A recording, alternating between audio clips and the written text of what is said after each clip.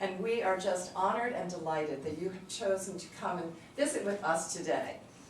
Let us start with a very brief prayer. So let's pray. I know you know a little bit about us, probably more than we know about you, but we are a lay-led, non-denominational Christian church, and we've been around for 35 years. We're a small congregation. Our typical congregation every Sunday is about 22 people, but we are a steady congregation, and we have kept it going thanks to a lot of hard work from many people.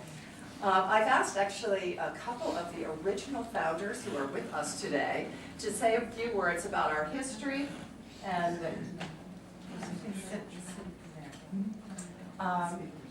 say a bit about our history and also about the guest speakers that we have come to speak to us, because we are a self-created church. We have no priest or minister. We basically do it ourselves with the help of guests. So I'm going to turn it over first to Joanne Downs, who was one of the original founders of Chelsea Community Church. Greetings. First of all, we do have a history, a little printout about our history, and there are plenty of copies in the church where you'll go later if you would like a copy. Right here, another founder of our church.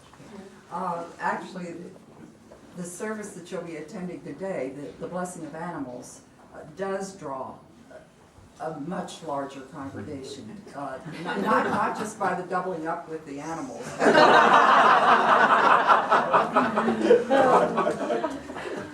So we don't have a guest speaker today in the usual sense of it being a clergy person or someone who has studied theology.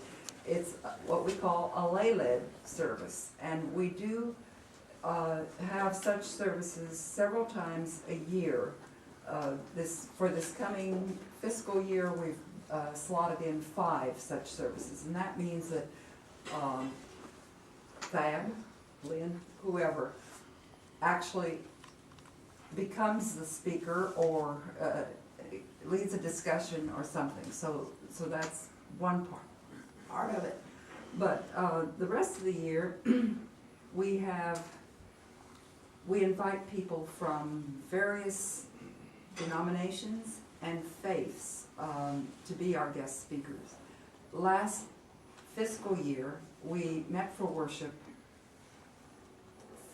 46 times, and we had an unusual number of lay-led services, 9. So we had 37 services where there were guest speakers last year, and we had 31 different individuals representing different faiths. John Magasano, our pastoral counselor, preaches for us about every 2 months, and he preached for us 6 times during the year. And the only other person who spoke more than once is a Roman Catholic nun who spoke twice, Sister Carol Perry. We have also on our roster a Catholic priest who later married, and he comes about once a year. And during this past year, we actually had a woman who was ordained in this kind of offshoot thing in the Roman Catholic Church. Buddhists, we've had a Hindu, and so it's just a continually evolving thing. We do have, you're probably all Lutheran, right? Or Yeah, Lutheran, most, I guess so. in the community, there is a Lutheran church with services in German. And we do have that pastor come, and he translates what he gave earlier to his congregation for us. And we have such speakers every 6 to 8 weeks, something like that. Another thing that we do religiously is to alternate men and women, so that we have an equal number coming up. Thank you, Hilda. Thank you. And I just also want to thank Virginia Pfeiffer. Our congregation is very diverse, and I forgot to mention that we do have something called Finder Seekers. This tells, it's a little bio about each of us, or most of us. Anyway, if you'd like to pick this up in the church, you'll see how diverse we are. because it tells the story about how we happened to come to this church.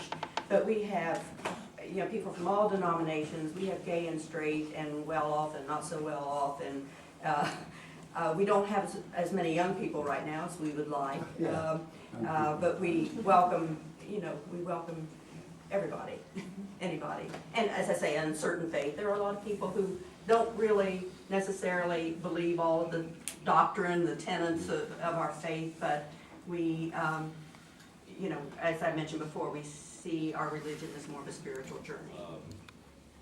We used to have in the front of the hymnal the creed. It was the Nicene Creed, or one of the creeds.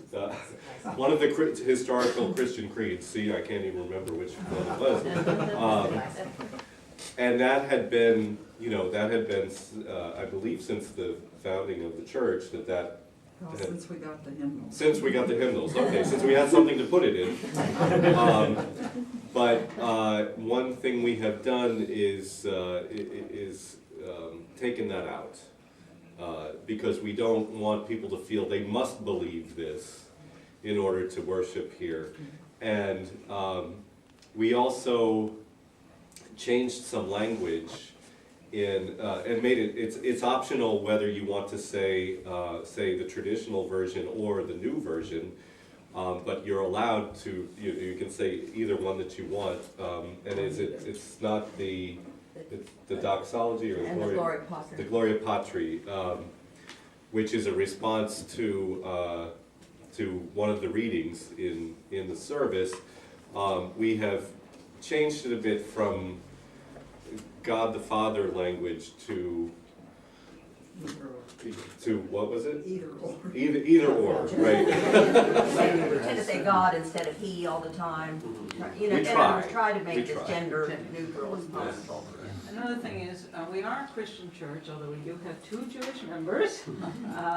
But so sometimes people come when they see all faiths on certain faith, they can be disappointed because they think we also are Buddhist, we're also Hindu, and we still are a Christian church. We just have, we welcome them to come, but we are a Christian church. Go ahead. Well, one other thing we have changed, I'm thinking of 3 now, which the membership pledge. When you become you can worship at the church and participate at all levels of the church, whether you're a formal member of the church or not. Right. We have board members who are not, for example, pledged members of the church. But we have one thing we've done is change the membership pledge of the church. And again, now we have 2 versions. One is the traditional, which means you have to profess faith in Jesus Christ in order to be a member. And then we have another pledge that removes that part. So you can choose which one you want in order to be a member, to really live that profession of we are a church of all faiths and of uncertain faith. We don't want people to have to lie in order to become members of the church, say they believe something when they don't really believe it. There's another function we provide, I think, that's important, is we're often a transitional church. We're non-threatening, and people who aren't really committed to going to church will sort of come to us and get comfortable going to church, and then they become more solidly churchgoers, and then they go to a regular mainstream congregation, which doesn't help us a lot. We don't grow that way, but I think it provides a service to people that sometimes is very important. We're also sort of a church for transient people. There are a lot of people who come to New York for just a specific period of time. My history, or my background is Irish, the speaking Irish coming over here because the smell of the boats. But so many people from all over the world entered the United States through New York. So it has the title of the melting pot of our country. They come through Ellis Island. And it seems like for all of these years that New Yorkers have gotten along, whatever your religion, whatever your nationality, whatever it is. So my personal opinion, this is, is that it should be there. There's been a mosque down there for years, long before 9/11. And that if we could set that example here in this little island of New York, Manhattan, then it should be able to spill throughout the rest of the country, is my opinion. Could we ask Virginia's? Well, no, he wants to say I something. went to New York, I think it was 3 years ago, something like that, and went up on a Friday afternoon from Ground Zero, came to around 20th Street, I think it was, and there they were, open doors and windows, the Friday prayer going on. I was happy to hear that, because that would not be possible in Denmark. But here, like a mile and a half from Ground Zero, you had an open public Friday prayer. Yeah, I found that satisfying in a way. one thing, what I've been very upset about is that the media here has all bought into the thing that it's at Ground Zero. If you go down to Ground Zero, you'll see there's a little church called St. Paul's, it's like right across from the street from Ground Zero, and they're trying to give the impression that it's like that, or even on the site. It's not. It's a grubby block, 2 blocks away, commercial, there's all kinds of other commercial stuff there, but everybody's calling it hallowed ground.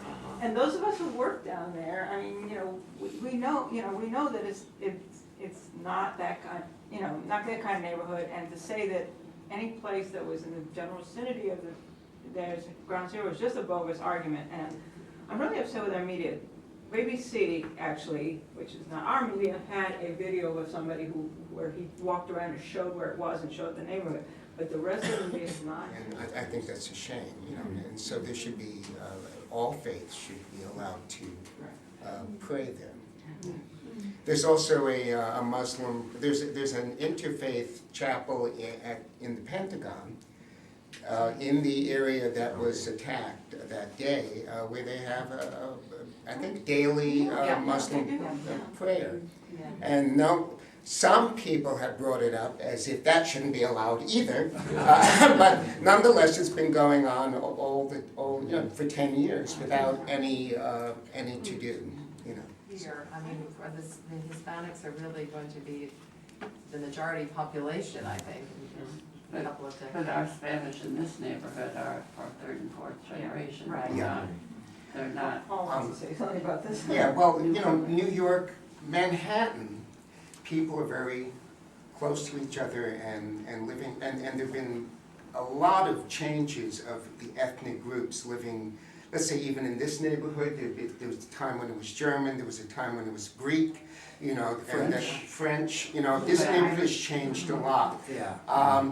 Even outside of Manhattan, in the boroughs, that's not as true, and that there are groups of different ethnic groups living in different little towns, neighborhoods.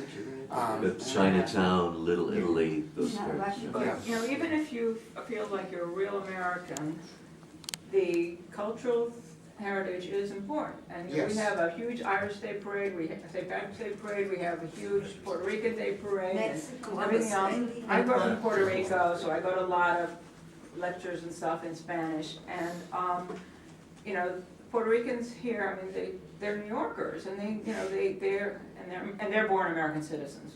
Everybody in Puerto Rico is born an American citizen, but there still is this Criollo pride, this Puerto Rican pride, and the parade for St. John's Day for the Puerto Rican heritage is like huge, and so there's this whole, and I think in every ethnic group, or at least the more recent ones, the last 100 years, there's this thing of, wanting to keep your heritage, but also be part of it. And so that, the Puerto Ricans who are here, or maybe 3rd generation, in many ways they're more strongly Puerto Rican than the ones who live in Puerto Rico.